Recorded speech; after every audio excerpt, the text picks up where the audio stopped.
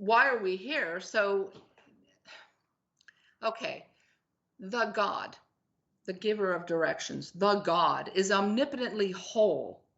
And there was a Star Trek episode, and all the players from the Star Trek, their ship, end up on this planet, and they're like, why are we here? And the being that's the ruler of the planet, the God of the planet, says, well, I can't experience anything, but I'm going to watch you. So it pits them against each other in a fight, and different types of things. And they're like, no, I won't do it. I won't hurt my friend. But this omnipotent power is actually able to force them to have experiences. Now, our omnipotent power is also non-experiential in form. Our God, the giver of directions, is a giant pool of light. It might be a huge mainframe motherboard. It might be. And we are like satellite stations. We're like little computers that are hooked up to that mainframe satellite board. And we're hooked up through that spot I said between your belly button and your chest bone.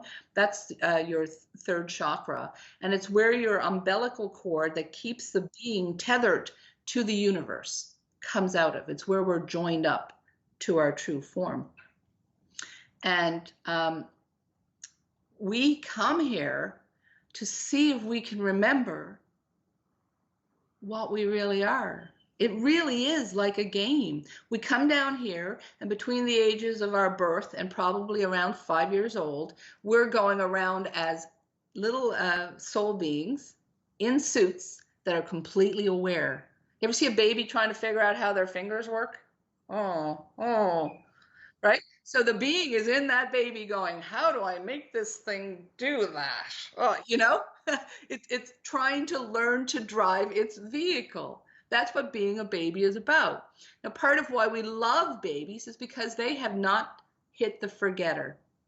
They are beings in suits learning. So then they're like, oh, that's good, right?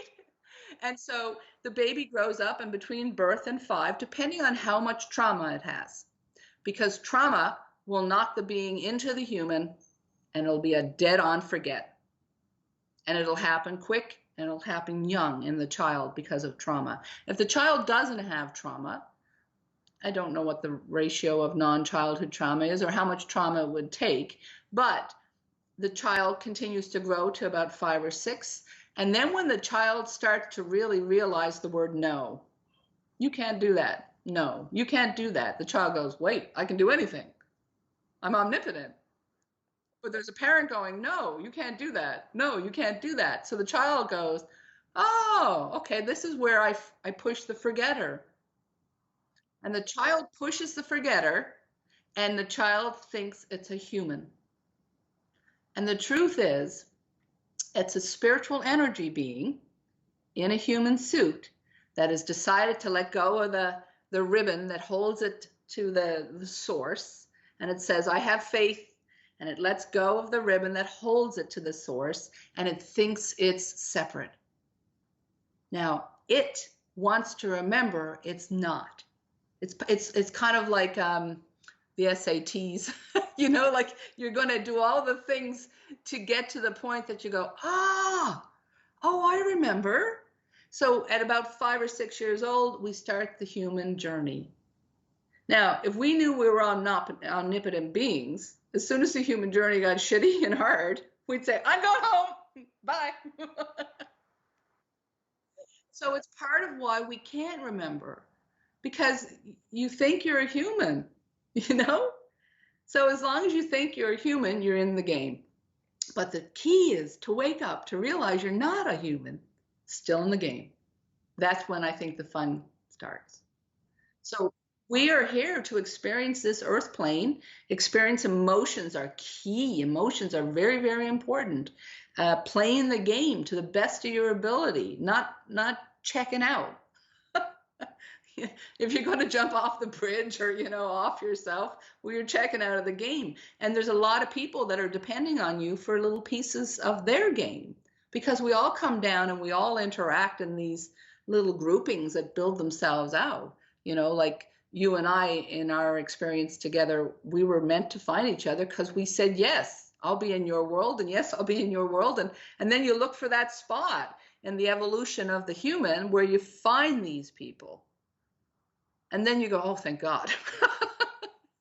Because when you start to find people that are like you is when you really can come alive to this experience and start to say yes. And hey, did you know this is really cool? And it's such a better conversation than, oh, did you hear all that horrible stuff?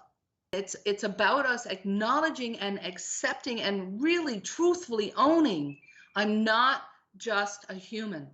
I'm not this small little blood and bones body. I am an omnipotent force living inside an itty bitty human suit. But when I remember, when I practice remembering that I can manifest and create and change the desktop of the game we're playing. And if you think we're not in a game, well, you're probably listening to the wrong YouTube video. Because we are in some sort of game. There's no doubt about it. There's rules. When the beings came to me the first time, they told me we can only interfere on the corners. There's rules to how you can be communicated with, because ultimately that's why we're all here. We're growing through these processes. We grow as humans, but the being inside of us is also here growing in the greatest education center of the cosmos.